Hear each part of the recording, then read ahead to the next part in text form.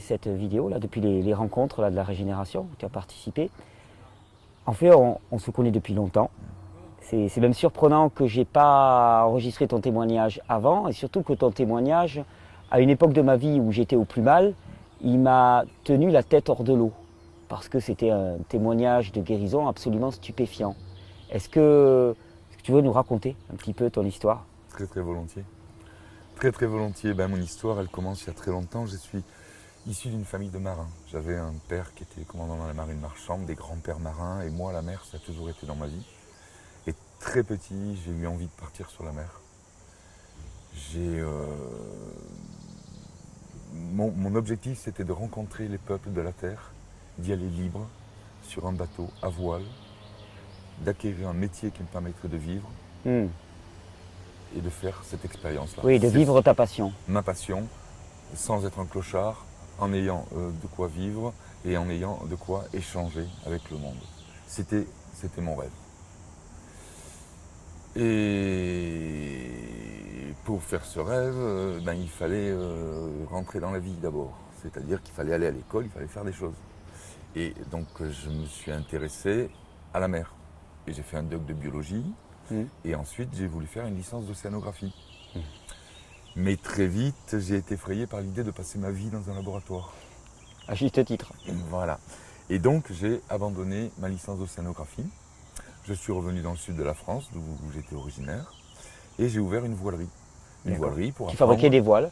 Pour apprendre à réparer les voiles. Réparer les voiles, Voilà. d'accord. Donc, c'était un atelier de réparation qui, en fait, a bien marché, a grossi, j'ai embauché, et petit à petit, je suis devenu un chef d'entreprise.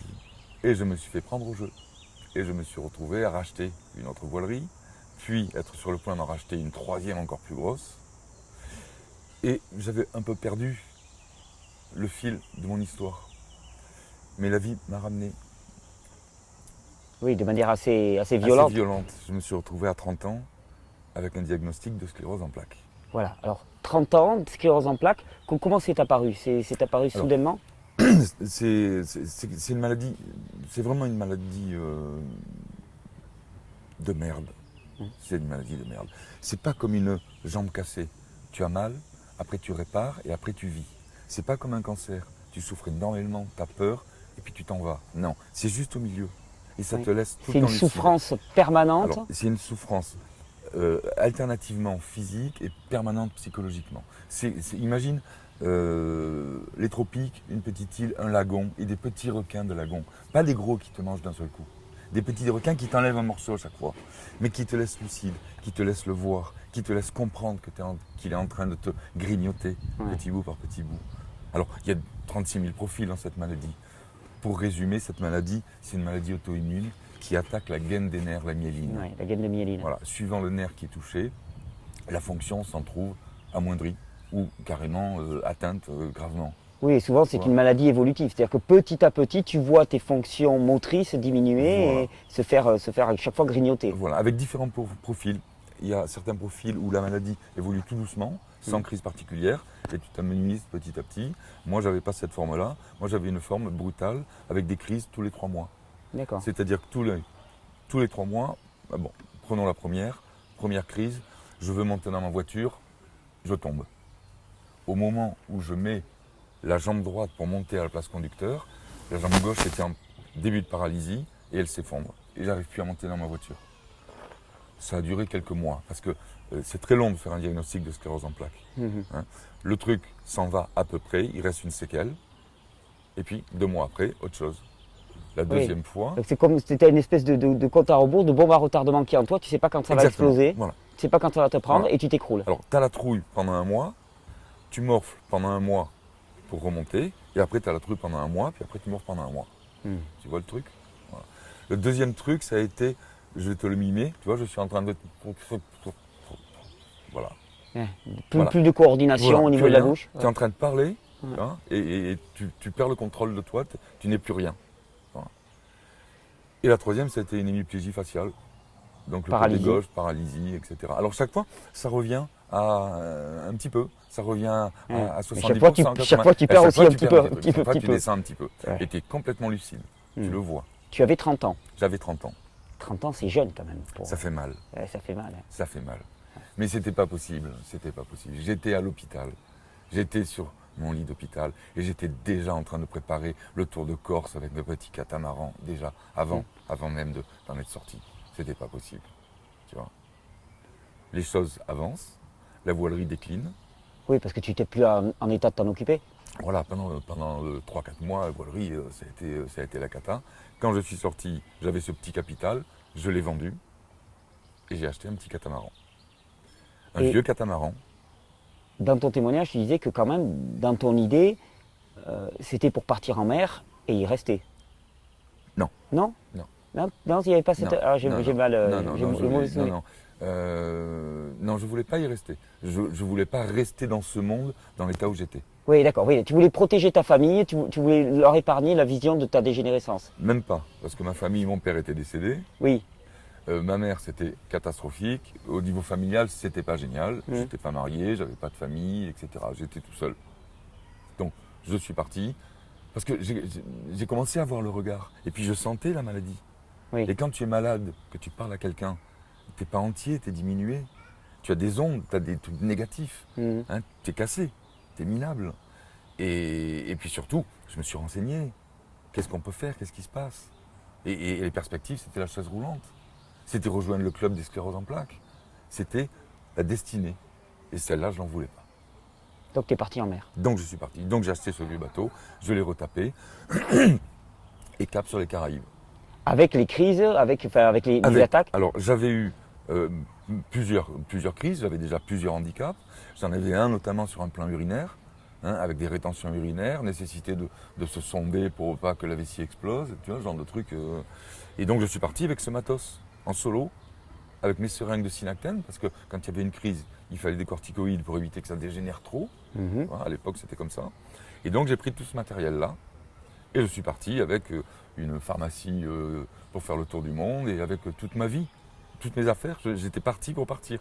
Quand je suis parti du port d'Hyères, j'ai regardé, je l'ai quitté, j'ai dit je reviens plus. Je suis parti. Je ne suis pas parti pour y rester, je suis parti pour rester dehors. D'ailleurs, dans ton témoignage que tu as publié, le livre n'est plus publié, je crois, maintenant, malheureusement. Non. Il va peut-être l'être à nouveau. Voilà. Ça serait une bonne nouvelle. Si l'éloge du cru marche bien, mon éditeur le republie. On va reparler dans une prochaine vidéo, mais tu as écrit un livre qui s'appelle Quand je serai seul avec la mer, qui a vraiment été, moi, c'est comme ça qu'on s'est rencontrés, mon livre de chevet à l'époque où moi j'étais au plus mal parce qu'il m'a porté. Et tu racontes comment finalement tu as équipé ce bateau entre chaque crise. Donc c'était, il y avait des moments où tu étais à peu près lucide, et tu avançais, puis il y avait des moments où tu étais complètement par terre. Et puis, petit moment lucide après petit moment lucide, tu as réussi à partir. J'ai des photos où je me revois bouffi de cortisone, tu vois, gonflé, en sortie de crise, parce que j'ai acheté une épave, j'avais pas d'argent. Oui. C'était vraiment une petite épave. Comment il s'appelait le bateau? Et au départ, au départ, il s'appelait Soula Bassoula 2. Oui, et après ensuite, je l'ai appelé la sclérose. Oui, la sclérose. La sclérose. Oui, la sclérose. La fleur. Et puis après, je l'ai changé pour des histoires de machin. Oui. Bref. Et donc, ce bateau, je l'ai bien retapé, c'est devenu un joli petit bijou. Et je suis parti. Cap sur les Caraïbes. Cap sur les Caraïbes, d'abord les Baléares, 3 jours de mer. Arrivé aux Baléares, Espalmador. Un coup de vent mémorable. Vraiment, le bateau sur le quai, sur la plage, Ça partait mal. une nuit d'enfer, extraordinaire. Mais résultat, c'est qu'au bout de 3 jours, j'ai refait une crise. Et entre Espalmador et Gibraltar, crise. Et là, j'ai perdu la vue à l'œil gauche. Pendant que tu étais sur le bateau? Sur le bateau, pendant les 3 jours, entre Espalmador, après le gros coup de vent et la nuit terrible que j'ai passée pour sortir le bateau, dans les 3 jours qui ont suivi, j'ai fait cette crise et j'ai perdu la vue à l'œil gauche. Quand je suis arrivé à Gibraltar, j'ai perdu l'œil gauche. Donc hôpital, etc. Mondial assistance, rapatrié sur Paris. Ouais. Dès le départ, hein. Mal barré. Pour un départ en fanfare, c'était mal parti. Bon, j'avais des amis. Bon, des amis ont convoyé mon bateau en Martinique.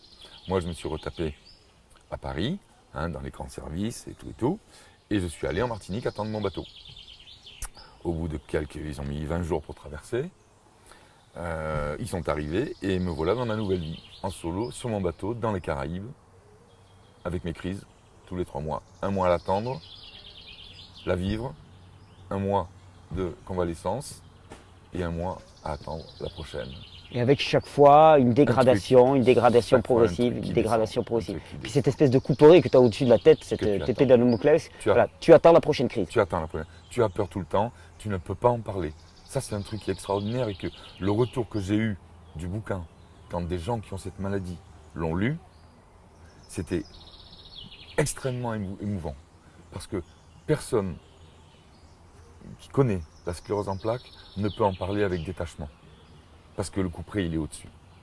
Donc les mots que moi j'ai pu prononcer, parce que je m'en suis sorti de façon active, hein, c'est parce que j'ai changé mon mode de vie, c'est pas parce que dans cette maladie, il y a une rémission spontanée. Oui. Voilà, comme ça, on l'a plus d'un jour à l'autre et on ne sait pas pourquoi. On ne sait pas le comprendre. Donc je ne peux pas dire que je me suis guéri et je ne le dis pas. J'ai toujours ma sclérose en plaques. Je l'ai, mais il y a c'est une maladie polyfactorielle, multifactorielle. Il y a 3 facteurs. Il y a le génétique, je l'ai. Il y a le stress, le mode de vie, et il y a l'alimentation. Et tu as agi sur les deux? Non, écoute-moi bien. J'ai agi d'abord sur le stress. Oui, en partant. J'étais plus chef d'entreprise. J'étais sur mon bateau dans les Caraïbes pendant plusieurs mois. J'avais une vie de pacha. J'avais de quoi me nourrir. J'étais en bateau, la mer, le soleil, etc. Et ça a continué pareil. Je mangeais bien, je mangeais bio, je mangeais du riz complet, je mangeais du poisson, je mangeais du fromage, des produits laitiers. Tout ce qu'il fallait, quoi. Tout ce qu'il fallait. La vraie nourriture. Comme il fallait. Ouais. Voilà, bien comme il fallait. Ça a continué exactement pareil. Ouais. Donc c'était pas le facteur. En tout cas, c'était pas suffisant largement comme facteur pour faire la différence. Non. Mais c'était même pas significatif. Oui, voilà, tu voyais pas de J'ai différence. rien vu. J'ai rien vu. Il n'y avait aucune différence. Le fait d'avoir diminué comme ça ce stress et de vivre au soleil n'a fait aucune différence. Rien. C'est intéressant comme expérience. Rien du tout. Rien du tout. Changé pareil. Et donc les crises sont allées toujours pareil. Tu le décris d'ailleurs dans ton livre, Quand je serai seul avec la mer. Donc j'espère qu'il sera réédité, vraiment, j'en parlerai quand il le sera. Tu décris cette longue descente aux enfers. D'ailleurs, je me permets de te dire, tu écris bien. Moi, en tout cas, c'est un roman qui m'a beaucoup porté. D'ailleurs, je le partageais avec des personnes qui n'étaient pas obligatoirement intéressées ni par la sclérose, ni par le fait de manger cru, parce que c'était simplement une belle histoire à la fois de descente aux enfers puis de rédemption, d'une certaine manière. Et donc tu décris cette descente aux enfers, tes aléas, les espèces de solutions que tu trouves pour essayer de vivre avec. Oui. En fait, je me suis vraiment mis en orbite du monde. C'est-à-dire que je ne voyais plus personne. C'est-à-dire c'était tellement dangereux pour moi, tu vois, de côtoyer quelqu'un, hein, d'être à ce point diminué, et puis d'avoir tellement peu de choses d'avenir, d'espoir. J'avais rien à offrir. J'étais en train de finir, quoi. Tu vois, et donc j'ai vécu. Oui, tu n'avais rien à partager pour toi. Non. Non. De temps en temps, j'ai fait des rencontres, toujours très rares, mais extrêmement émouvantes, parce que c'est les moments où je sentais que je pouvais échanger, parce qu'il y avait une ouverture, il y avait une sensibilité, et ça a toujours été très fort, mais c'était très rare. C'est-à-dire que quand on vit en bateau, en voyage comme ça, on passe sa vie de copain en copain, de bateau, on échange, on boit l'apéro, on va pêcher, on se fait des bouffes, etc. Moi, je ne menais pas cette vie-là du tout, tu vois. J'étais vraiment en orbite du monde. J'étais avec le soleil, avec la mer, avec les vagues, avec la lune, avec le temps, le jour, la nuit, avec les poissons, avec la mer, avec les incursions dans les îles. Je menais vraiment une autre vie. Oui, une vie d'ascète, d'une certaine manière, retirée du monde. Voilà, un ermite sur l'eau, quoi. Tu vois. Ça, c'était la première partie. Donc j'ai eu quelques crises, j'en ai eu une notamment, parce que j'avais des envies, j'avais un rêve quand même, j'avais un rêve d'île déserte. L'île du fantasme, tu vois. Je voulais la trouver, je voulais m'y arrêter. Mais les choses se dégradaient et la deadline commençait à arriver. Et à un moment, oui, tu te dis, j'aurais plus la capacité physique d'y arriver. À un moment, il va falloir que je décide d'arrêter, quoi. Et ça, ce moment-là, il est arrivé quand tu sais que dans les Caraïbes, il y a des saisons des cyclones. Oui. Il vaut mieux s'en éloigner quand on est avec un bateau. Et donc à cette période-là, en général, la plupart des plaisanciers descendent au Venezuela. J'ai fait comme tout le monde. Donc j'ai mis cap vers le sud, arrivé à Grenade, la dernière île. Alors juste avant d'arriver à Grenade, j'ai fait une crise terrible, dangereuse, pas spectaculaire.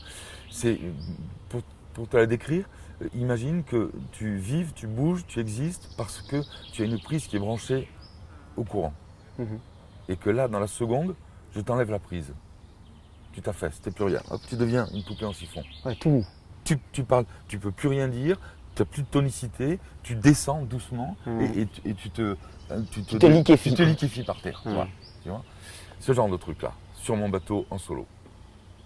Ouais, donc à gérer, ça doit être. Et la première fois que ça m'est arrivé, C'était Grenade. Bon, il faut que tu saches une chose, c'est quand on navigue beaucoup en bateau, on voit énormément la police et les autorités. Chaque fois qu'on arrive dans une île, il faut aller se déclarer, donc il y a des formalités, il y a de la police, etc. C'est uniforme. Et puis quand tu pars, pareil, refaire les machins. Et donc arrivé à Grenade, je vais faire mes formalités. Et c'était à l'époque où il y a eu des événements assez importants, politiques. Et donc tout le monde était sur les dents, tout le monde était armé, il y avait les kalachnikovs, machin, etc. Donc quand tu arrivais pour faire les formalités, c'était tendu. C'était tendu. Et j'arrive devant donc cette brochette d'hommes en marbre pour faire mes formalités. Je vivais comme un sauvage. J'avais les cheveux au milieu du dos. Ouais. Hein, sur mon bateau, je vivais nu, j'étais seul et je fuyais toute la société. Donc j'étais bronzé comme c'est pas permis. Et donc j'arrive devant cette brochette d'hommes en armes et c'est le premier débranchement qui arrive. Et là, tu t'écroules. Je m'écroule devant eux, en douceur. Tu vois, c'est pas violent. Hein. Je m'écroule, c'est curieux, je pense que la tonicité s'en va doucement. Parce que tu tombes pas. Tu vois, oui, c'est une baisse progressive de courant. Voilà, mais qui se fait en 3 secondes. Tu as le temps de tomber doucement, tu vois. C'est terrible, je vois le film encore, c'est dingue. Et me voilà donc à Grenade. Il fallait que je parte, la saison des cyclones arrivait. Et j'avais encore une traversée à faire. 2 jours de mer, une nuit, 2 jours de mer. De Grenade jusqu'au Venezuela. De Grenade jusqu'au Venezuela. Et conditions de météo assez clémentes, même très clémentes, pas de vent.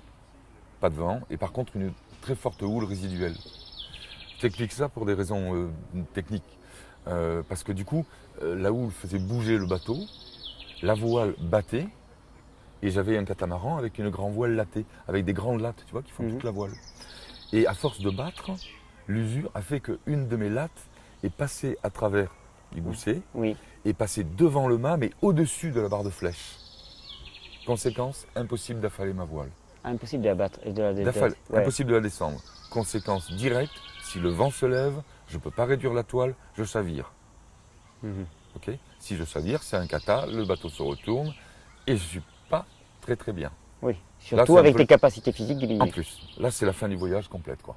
Hein, c'est peut-être pas la mort tout de suite, hein, je pense pas d'ailleurs, parce qu'on se sort de ce genre de choses, mais c'était hyper dangereux. Et quelle solution j'avais ? J'avais la seule, c'était de monter dans le mât, seul, avec quelqu'un qui me tient la prise et qui est prêt à la débrancher n'importe quand. Ok ? Je ne peux pas m'assurer, je grimpe dans le mât. J'ai passé 2 heures à me dire, je fais quoi ? J'y vais et je risque de m'affaler comme une vieille merde sur le pont et de me fracasser, ou bien j'attends que le vent me fasse chavirer, je fais quoi ? Et c'est là que j'ai compris qu'il fallait que j'arrête, quoi. Là, ça allait trop loin, quoi. Mais bon, il fallait y aller, donc j'y suis allé. Je me suis assuré au maximum, j'ai fait ce que j'ai pu, j'ai récupéré ma latte, j'ai pu descendre ma voile, réparer, continuer. J'ai pas eu, il a été gentil. T'as pas été débranché. J'ai pas été débranché à ce moment-là. Et je suis arrivé donc au Venezuela dans un sale état, puisque je faisais une crise, et là c'est un état d'épuisement vraiment important. La conscience est toujours là, tu vois, toujours. Et il y a un truc étonnant qui se passe, c'est que pendant la crise, il y a le corps sécrète de la cortisone lui-même. Tu vois, et donc il y a un état d'euphorie. Donc tu ne le vois pas. Oui, d'accord. C'est un peu comme si tu étais dopé. D'accord. Mais c'est après, quand ça s'en va, là tu vois. Tu mesures les dégâts. Tu mesures, quoi. Donc me voilà dans cette île, Margarita, au nord du Venezuela, décidé à arrêter. Mon île déserte, je l'ai trouvée juste à côté, à 1 jour et demi de mer. Sur mon profil Facebook, c'est la photo qui est en présentation. On voit mon bateau, il s'appelait Poisson Lune à ce moment-là, et avec la crique derrière et le bleu de... Et donc j'ai passé 1 mois seul sur cette île-là, île déserte. Il y avait des poissons, des perroquets multicolores sous le bateau. Pour manger, je plongeais 1/4 d'heure avant de manger. Je prenais mon poisson, je le remontais, j'avais des algues, j'avais bien sûr des provisions. Il n'y avait pas grand-chose sur cette île, quelques noix de coco. Mais j'ai passé un joli moment. J'ai vraiment assouvi mon île déserte, je l'ai assouvi, quoi. Et donc décidé à rentrer, mais c'était encore un peu tôt. C'était encore un peu tôt parce que juste derrière cette île déserte, c'est la Tortuga, elle s'appelait l'île de la Tortuga en plus, c'est mignon comme ça. Il y avait l'archipel des Roques. Alors ça, c'est un ensemble d'îles désertes. À l'époque, c'était sauvage comme c'est pas permis. Sur la carte, pour un marin, la carte, c'est fabuleux. La carte, c'est l'avenir, tu vois. Et sur cette carte des Roques, il y a marqué zone insondée. Ouais, d'accord. Tu vois, c'est le mystère. C'est l'île mystérieuse, quoi. C'est fabuleux. Donc j'ai voulu y aller, quoi. J'y suis allé et mystère pour mystère, je suis tombé sur un couple d'âge différents. En bateau. En bateau. Un couple en bateau, comme moi. Un type d'une 50aine d'années. Une nana d'une 20aine d'années. Une blonde magnifique. Moi, j'étais en dehors du coup. Hein. Il était hors de question que je drague ou quoi que ce soit. Mais par contre, au niveau du rêve, c'était pour moi formidable. Tu vois. Et donc, j'ai voyagé un petit peu avec eux. Dans les Rocaisses. On s'est retrouvés dans des mouillages. Et je passais mes journées. Moi, j'étais fatigué. Hein.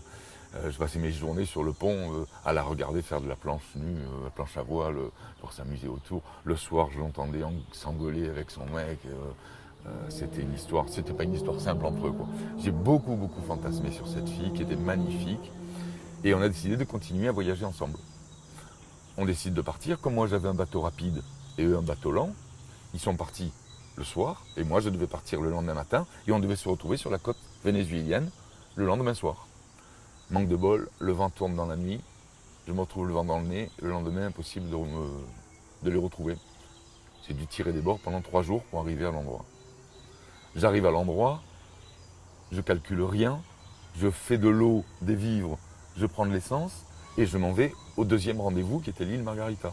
Mais ce que je ne savais pas, c'est qu'ils étaient arrivés là, qu'ils n'avaient pas pu continuer, que le type était parti en avion à Margarita, et que la fille était restée seule avec le bateau là. Et moi, je suis parti tout de suite. C'était marrant quand même. C'était marrant. Et j'arrive sur cette île, donc le deuxième rendez-vous, où je rencontre le copain. Et le copain, il me reçoit, sympa comme tout, et il me présente un bouquin. Voilà. Moi, je courais après le fantasme d'une fille magnifique. Et lui, il te donne un livre. Et il me donne un livre. Ce livre, ça s'appelait La guerre des crues, de Burgère. J'étais en dehors du monde, rien à voir avec le mouvement dont il s'occupait. J'étais totalement en freelance. J'ai lu son livre avec mon environnement. J'étais en Amérique du Sud, Venezuela, avec une viande de qualité extraordinaire, des fruits tropicaux, vraiment une plage alimentaire formidable. Et ce livre, il parlait de manger cru. De manger cru, et finalement que ça allait tout résoudre. Voilà, lui il disait, c'était ça fait le café, ça vide la poubelle, c'était extraordinaire. Que j'avais rien à perdre moi. Hein. J'avais rien à perdre. Oui, on peut éternité. Pas faire la cuisine, ça me plaisait bien. Il y avait une plage alimentaire formidable. J'ai été séduit, j'y suis allé, mais j'y suis pas allé. J'ai été aspiré par ça. J'ai été aspiré et j'ai compris plus tard. Dans mon affection, il y avait quelque chose avec la viande, avec la myéline, avec la viande crue. Et j'ai eu une attirance énorme pour la viande crue. Oui, tu le racontes dans ton livre d'ailleurs, parce que la première fois que tu as fait un repas, tu t'attendais à te régaler de fruits tropicaux. Exactement. Et puis en fait, ton appétence est allée sur la viande crue, tu t'y attendais pas du tout. Pas du tout, j'avais des papayes, j'avais fait un J'ai vécu un peu la même chose à titre personnel, je t'avais raconté comment moi aussi au départ, c'est dans mon état de diminution, c'est vraiment la viande crue qui m'attire alors que je m'y attendais pas du tout. Et puis même moi, ça m'a choqué à l'époque, ça m'a vraiment choqué. Avec la tête, on voulait ces fruits tropicaux, on voulait ça. C'est ça qui devait nous revigorer. Oui, et puis le fruit, ça sent bon, c'est nanti d'une belle aura, alors que la viande, ça a un côté un peu plus... on dit, c'est plus difficile. C'est plus difficile. Et ça s'est passé comme ça. Et ça a été... ça faisait quand même, depuis quelque temps, mon état, c'était que je prenais des cachets tous les jours, j'avais des maux de tête terribles. Quand j'étais sur le bateau, il n'y avait pas de problème, je pouvais me tenir partout. Mais dès que j'allais à terre, je prenais une canne. Je faisais semblant, j'avais une canne à sucre, c'était un bâton, pour jouer. Mais j'en avais besoin à terre. Tu vois. Il y avait ta vision aussi qui était nettement diminuée. J'avais la vision qui venait d'être atteinte par Gibraltar, par cette crise. J'avais ces 3 choses-là. Et au bout de 3 jours, au stupeur, je me rends compte que j'ai oublié de prendre mes cachets. Je me suis rendu compte que j'avais plus mal. Là. Tu t'es dit, il y a quelque chose. Il y a quelque chose. Il y a un truc. Il y a quelque chose d'important aussi que j'ai... Donc, non, en fait, je ne vais pas y revenir. Ça, pour clarifier, en suivant les préceptes de ce livre, tu t'es mis à manger tout cru du jour au lendemain. Tout cru au lendemain, mais pas comme dans le livre. Ça, je ne pouvais pas parce que je n'avais pas d'organisation. C'est-à-dire que je ne pouvais pas, moi, faire un repas à midi et un repas le soir. Ce qui préconisait, c'était de manger plusieurs aliments au repas, en les sélectionnant avec l'odorat. Et faire ça à midi et faire ça le soir. Moi, je ne pouvais pas. J'étais capitaine de mon bateau. C'est moi qui devais être, qui assurait tout. Donc, je naviguais pendant 2 heures. J'allais voir si je trouvais quelque chose. Je mangeais quelque chose et un seul truc. Donc, sur un plan digestif, c'était d'une grande simplicité. Puis, je remontais sur le pont. je refaisais mon Puis mon dès que tu avais boulot. un nouveau faim, tu redescendais, tu prenais quelque chose. Je ressentais, je prenais pas au pif, hein, je Ouais. ressentais ce qui était le mieux, ce qui était le meilleur. Et j'ai fait ça pendant tous les jours. C'est-à-dire que d'un seul coup, j'étais plongé dans ce que des années plus tard, j'ai découvert être l'alimentation du cueilleur originel. Mais j'ai mis des années avant de le comprendre. Je l'ai fait et je l'ai fait avec le sentiment de transgresser Oui, la une parole règle. du maître. Ouais, Tu c'est vois, assez c'est pas amusant. comme ça qu'il fallait le faire. Et bon, très vite, alors il y a un truc qui est amusant, une situation particulière. Donc je rentrais vers la Martinique. Pour ça, je devais longer la péninsule de Paria. C'est une immense péninsule, il y avait 3 jours de mer, très très haute, avec beaucoup de fond. Donc je passais très près.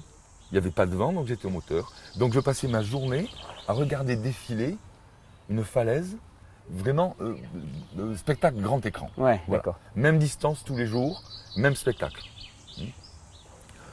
Heure après heure, je ne voyais pas de différence au niveau de ma vision. Le premier choc, ça a été la première nuit. Je me suis arrêté, j'ai dormi 8 heures. Le lendemain, j'ai ouvert les yeux, j'ai regardé le même spectacle que la veille et j'ai dit waouh, il s'est passé quelque chose là. Cette nuit, il s'est passé quelque chose.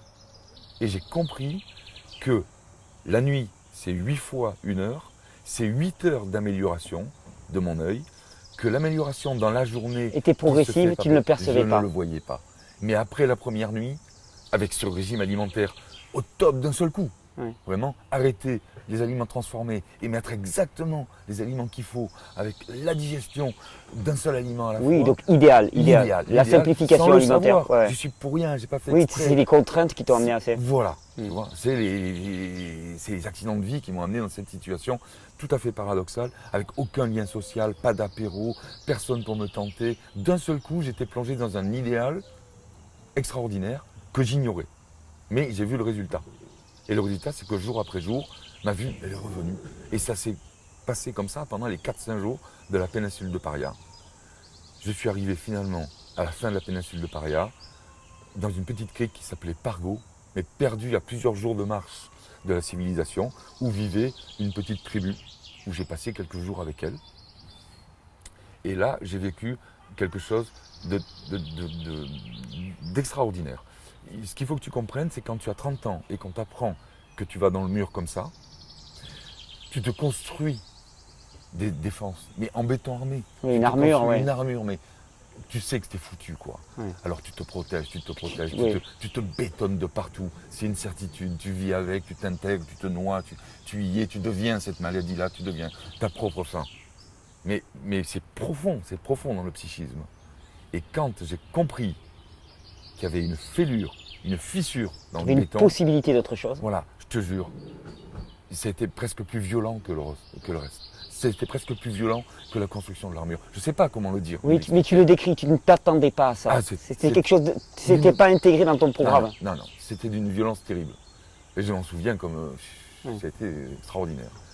Et à partir de ce moment-là, eh bien, je n'ai eu de cesse de comprendre ce qui m'était arrivé, de comprendre le cru, de comprendre pourquoi. Oui, parce que tes comment. symptômes ont commencé à disparaître petit à petit. Alors, j'ai fait plus aucune crise. Ah oui, en fait, dès ce moment-là, tu n'as plus jamais Alors, eu de crise. J'ai plus jamais eu de crise. Sauf que j'ai voulu transmettre mon témoignage. Et donc, j'ai écrit. Et donc, je me suis retrouvé face à un dilemme. J'ai découvert quelque chose de magique. Je vais, avec ce livre, embarquer des tas de gens là-dedans. Et si tu te trompes? Oui, Et si c'est une simple rémission spontanée comme ça existe là-dedans? oui, il devait y Qu'est-ce avoir. que tu fais, Don? Tu prends le risque? J'ai dit non. Et j'ai remangé cuit. J'ai Ah voulu oui, c'est voir. vrai. Tu as voulu voir ce que ça donnait. Et oui. Et j'ai recommencé à manger cuit. La première semaine, j'avais des maux de tête. La deuxième semaine, j'avais mal au ventre partout tout le temps. Et à la fin de la troisième semaine, j'ai eu la première parasthésie. Et la quatrième, j'étais à l'hosto. Démonstration flagrante. Voilà. Je l'ai fait une première fois. Mais là, c'était un roman. Je l'ai refait après, avant la publication de Le régime du plaisir. Parce que là, c'était la méthode. Là, j'embarquais, je disais, allez, je vais vous montrer comment on fait. Dans Seul avec la mer, non, je racontais mon histoire. Je disais pas, hein, faites-le. Donc, je l'ai refait une deuxième fois. Et là, pareil, hosto, machin. Après, j'ai terminé, j'ai fait plus fait. C'est bon, j'ai compris. compris. La preuve Deux je l'ai, fois, la conviction c'est je l'ai. fini. On arrête de bêtises. Voilà. Donc, je me suis retrouvé Pargo, avec cette renaissance, cette résurrection. Tu imagines dans le mental la puissance énergétique qui t'arrive d'un seul Bah, coup. tu t'es fait un programme dans lequel tu allais droit vers la mort, Voilà. la dégénérescence, et là d'un seul coup, tu avais une nouvelle vie qui s'ouvrait devant toi. Et en plus, j'avais trouvé une clé. Ouais. Et je ne voulais pas la garder pour moi. Je voulais la donner. Oui, la raison qui avait fait que tu avais fui le Mais monde oui. parce que finalement tu n'avais rien à donner à ce monde et c'était trop dur la confrontation, là d'un seul coup, tu étais riche Voilà. d'une connaissance. Voilà. Et ça, je voulais le donner, ça. Mais le problème, c'est qu'à l'époque, j'étais rien. J'avais aucun titre, j'avais aucune connaissance. Oui, j'avais quelques connaissances scientifiques. J'avais une expérience de bateau, une expérience de rémission, spontanée entre guillemets, hein, ce que diraient les autres, ce que dirait tout le monde. Et une envie chevillée au corps de le donner, de rendre au monde ce qu'on m'avait donné, quoi. Burgère m'avait donné ça, il m'avait ouvert une porte. D'ailleurs, c'est marrant parce que quand je suis retourné en Martinique, Burgère était justement venu faire une conférence et un stage. Et j'ai absolument voulu suivre le stage pour enfin faire bien les choses.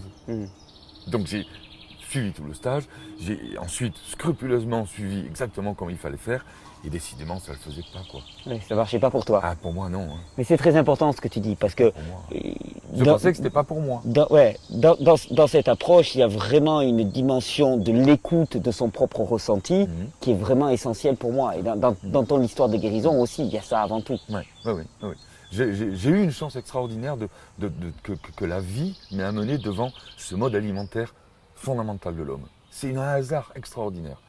Si j'avais pas eu tout ça, on aurait attendu des décennies pour le trouver, pour quelqu'un, et vraiment la volonté d'aller le chercher, le travail que j'ai fait, les travaux de recherche, les 10 ans que j'ai passé avec tous ces scientifiques, parce que je savais.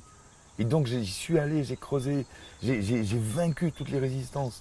Si je l'avais pas vécu, j'aurais jamais tenu, j'aurais jamais eu la volonté. C'est uniquement pour ça que Tu as quel âge maintenant, Dominique? Faut pas le dire, mais plus Ouais. de... Allez, Je vais le dire, j'ai 60 ans. tu as 60 ans. 60. Donc, depuis tes 31 ans, parce que oui, c'était 30 ans, voilà, 30 ans. plus aucune crise. Non, celles les deux petites. Que Oui, j'ai les faites, deux provoquées, Voilà. plus aucune crise. Alors, en théorie, tu n'es pas guéri, parce que ça, on Non, ne mais je guérit le pas. dis pas, et je le répète haut et fort. Tu es en rémission, tu es en rémission active. active. Tant que je mange comme ça, c'est bon. Si j'exagère, je replonge.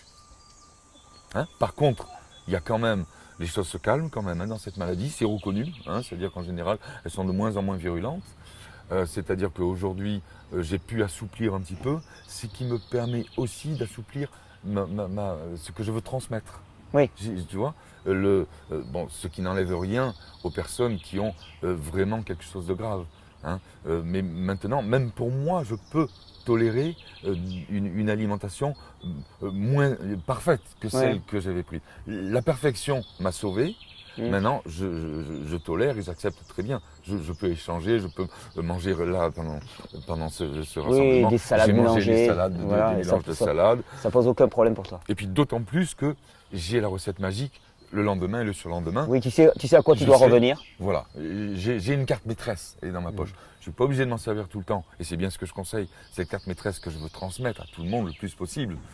Que j'ai étudié, je suis allé vraiment voir à quoi ça correspondait. On en parlera dans la prochaine vidéo. Absolument. Je la présente vraiment comme une carte maîtresse, pas comme un idéal. De toute façon, on ne peut pas le pratiquer. On ne peut pas être comme moi sur un bateau vivant. Voilà. Tu avais des C'est pas conditions possible. idéales pour pratiquer Voilà. une espèce d'absolu alimentaire qui Ouais. n'est possible que parce que tu étais seul, parce que les conditions sociales faisaient qu'il n'y avait pas de vie sociale, Exactement. et donc tu pouvais faire ce que tu voulais. Oui. Et ça a été tout ton travail de recherche de ces 10 dernières années. Oui. Mais Et- après ça, attends, je t'interromps, parce qu'il y a une petite parenthèse. C'est qu'après ce premier voyage avec ce bateau, j'avais découvert cette clé magique. Je suis rentré, j'ai vendu le petit bateau, j'en ai racheté un plus grand. Et j'ai fait un deuxième périple. Mais en étant Avec on ton est- plein potentiel. voilà, j'allais dire en Dieu. On est tous Dieu. Mhm. Hein, Dieu est en nous. Hein, et on le sait quand on est jeune. On a cette force, cette puissance. Et puis on retrouve cette jeunesse quand on redonne à notre organisme toute sa dimension naturelle. Ouais, fonctionnelle, Et naturelle. j'ai fait ce deuxième voyage. Ça a été extraordinaire. Et j'ai atteint des sommets, vraiment. Et on le ressent bien dans le livre, dans Quand je serai seul avec la mer. Quand je serai seul avec la mer, j'ai rencontré la vie, quoi. Ah, tu étais euphorique, tu as j'étais, des descriptions de moments d'extase, hein, littéralement. Fabuleux, fabuleux. Imagine, j'étais en pleine forme physique, mentale. J'allais d'île en île, j'allais cueillir des cocos, des fruits. J'avais le poisson, j'avais le soleil, la mer. Je commençais à rencontrer des gens, j'échangeais, je donnais. Aucune contrainte sinon de vivre Voilà. à la boussole de ton goûter, destin. Ouais. et goûter la vie. Ouais. Le sel, le vent, les poissons volants quand tu navigues, qui tombent sur le pont. Ah oui, non, c'était magique. Extraordinaire. Tu sais que j'ai énormément de mal à relire quand je suis seul avec la mer. Oui. Je pleure quand je le relis. Ah, j'imagine, parce que moi, c'est un livre qui m'a donné beaucoup d'émotions et c'est Oui, pour mais ça. quand c'est le mec qui l'a écrit. Oui, j'imagine. Mais bon, ça fait longtemps maintenant. Hein. Mm. Donc j'ai vécu beaucoup d'eau à couler sous le pont. Mais je sais que ce livre est exceptionnel. Quoi. Il n'est pas à moi, c'est pas vrai, j'étais habité à ce moment-là. Ouais, mais je le confirme, je le confirme. Et d'ailleurs, c'est ce qui a fait que moi, je t'ai dit, ça a été mon livre de chevet à une époque où j'étais le plus mal, parce que je sentais ce souffle de l'inspiration et que je me disais, ouah, moi aussi j'y crois et c'est possible. Et puis je l'ai vécu de la même manière. Dominique, tu disais que quand tu étais rentré, tu avais envie de partager. Tu as eu une démarche que je salue, qui est bien différente de la mienne et qui tombe à point nommé. C'est-à-dire que toi, tu es parti vraiment dans le travail de recherche. Hein. Tu peux nous en dire quelques mots et puis ensuite on va couper et on fera une deuxième vidéo pour parler de tout ce que tu as découvert et ce que tu as mis en place et puis le résultat de toutes ces recherches que tu nous livres maintenant. D'accord. Donc le deuxième voyage avec ce deuxième bateau qui s'appelait Imagine, puis je rentre en France et là il y a une parenthèse avant que j'attaque ce programme de recherche, c'est que j'ai passé à peu près 8 à 10 ans à vivre et à enquêter et à partager le monde de tous les gens qui m'ont cru à l'époque. Je suis allé vers eux, j'ai voulu les fédérer, j'ai voulu emporter le mouvement avec moi, tu vois. Et donc j'ai rencontré énormément de gens, j'ai pris énormément de témoignages, j'ai voulu enseigner, j'ai vu le résultat, j'ai vu comment ça se passait et j'ai commencé à enseigner ce que j'avais appris, ce mode alimentaire. Et je l'ai fait pendant plusieurs années. J'ai vu passer des dizaines de cas. J'ai vraiment acquis une connaissance et une expérience vraiment importante, sur le terrain. efficace, sur le terrain. Puis une vraie connaissance, c'est-à-dire la connaissance étant l'expérimentation. Voilà. La personne arrive, elle est comme ça, elle repart, je la suis, je la vois 2 mois après, etc. Et je vois le résultat. Donc je savais que j'étais dans le juste, que c'était la voie. Le seul problème que j'avais, c'est que le climat était très très défavorable à l'époque.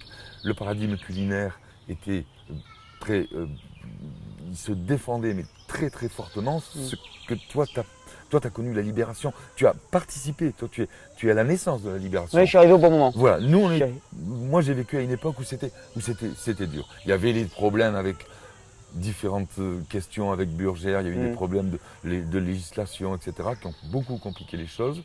Mais oui, avec beaucoup d'amalgame finalement. Énormément d'amalgame, c'était vraiment difficile. Mais surtout, ce vraiment qui m'a décidé à changer, c'est que pour arriver à élever la conscience alimentaire d'un individu, il fallait que je développe des trésors d'ingéniosité. Il fallait que j'y mette tout mon affect. Ça arrivait à passer s'il y avait de l'amour qui circulait, tu vois. Il fallait vraiment un investissement phénoménal. Et j'y arrivais. Seulement, quand moi, je mettais une semaine à élever la conscience alimentaire d'une personne, dans la même semaine, la société en formatait 100 000, 200 000. Oui, donc le combat était... je me suis dit, c'est la goutte d'eau, mais le vase, il est percé. C'est pas qu'il est percé, c'est qu'il n'y a même pas de fond. Tu mets une goutte, la goutte tombe, tu vois. Et là, j'ai compris que je ne ferais rien, qu'il allait falloir changer les choses autrement, y aller par le fond. Et c'est là que j'ai pris la décision de tout arrêter, de me couper du monde crudivore. Littéralement, tu as disparu. J'ai disparu. Je me souviens à l'époque, on avait eu un premier contact avant que tu plonges complètement, et puis après, plus de Dominique Guyot. Personne ne savait où il était. Fini, voilà. Et c'est là que j'ai commencé ce que je vais te raconter dans la prochaine vidéo. Je te remercie Dominique, parce que c'est un témoignage qui est très important pour moi, parce qu'il m'a nourri à une époque où j'avais vraiment besoin d'être nourri, d'être porté. Je pense que c'est aussi un témoignage très enthousiasmant pour toutes les personnes qui ont des atteintes neurodégénératives comme la sclérose en plaques. Ça va bien au-delà, tu le sais. Je sais que ça va bien au-delà. Et c'est surtout un formidable témoignage parce qu'il prépare à ce qui va venir ensuite. C'est-à-dire vraiment le premier travail à ma connaissance de justification scientifique de pourquoi ça marche aussi bien. Je te remercie Dominique. J'espère que cette histoire a participé à ce que tu deviennes, ce que tu es devenu, parce que moi aussi j'ai envie de te dire chapeau. Chapeau. Merci Dominique. C'est certain qu'elle y a participé. Je te dis, ça a nourri mon imaginaire. D'ailleurs, je te l'avais dit à l'époque, je t'avais dit, j'aurais toujours voulu être navigateur. J'ai une peur absolue de la mer. Donc moi, je me suis retrouvé à être navigateur sur la terre avec mon camion et ainsi de suite. Mais ça m'avait donné une envie d'aller en mer, mais bon, j'avais une impossibilité. Je te rassure, t'es un bon marin. Merci Dominique.